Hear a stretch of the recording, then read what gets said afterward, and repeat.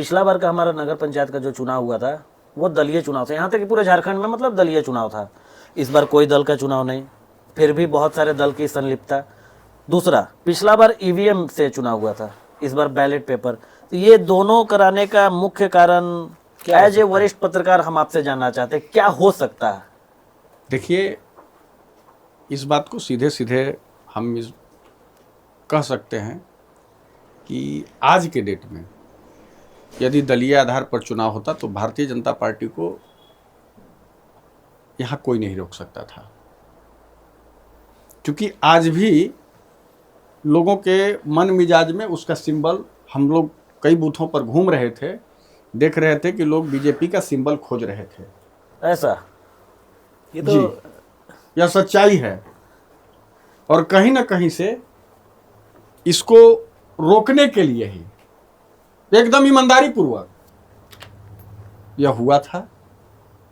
अगर वह होता, दलीय आधार पर सिंबल पर चुनाव अगर होता तो परिणाम कुछ और होता, बदला हुआ होता। मतलब आपके हिसाब से अगर इस बार दलीय आधार पर चुनाव होता तो सिर्फ अपना बंशीधर नगर ही नहीं, सारे झारखंड, पूरे झारखंड, क्योंकि सारी क्षेत्र में देखिए भारतीय जनता पार्टी का प्रभाव है। आप और हम इसे हमारे दिन में आंख मूंद लेने से रात नहीं हो सकती ना, वो है। तो आप लेकिन जो ऊपर में बैठे हुए रणनीतिकार हैं, सरकार के स्तर पर जो लोग सलाह दे रहे हैं, सुझाव दे रहे हैं सरकार को, वो लोग भी इस बात को सोचते होंगे, हमसे ज्यादा सोचते होंगे। उन लोगों ने सरकार को सुझाव दिया और सरकार ने उसे माना और राज्य निर्वाचन आयोग ने उसे फॉलो किया। रही बात, इन्होंने बहुत अच्छा बात कहा कि हम 21वीं सदी के भारत में ईवीएम से जहां चुनाव हो रहा है वहां पर हम लोगों ने फिर से वही बैलेट। इसमें राज्य निर्वाचन आयोग पूरी तरह फेल है। इतना मतदाताओं का वोट रिजेक्ट हुआ है। बिल्कुल, मैं इसमें जोड़ना चाहूंगा, वो सबसे बड़ी विफलता है। आप या तो जागरूकता, आप प्रचार प्रसार उसका बढ़िया से नहीं कर पाए। 2003 के बाद मतलब काफी लंबे समय से लोग जो है सो ईवीएम से वोट कर रहे हैं जी। बीच में पंचायत चुनाव जब आया था तो उसमें पंचायत चुनाव में अभी भी ग्रामीण क्षेत्रों में आपको बैलेट से ही वोटिंग हो रही है।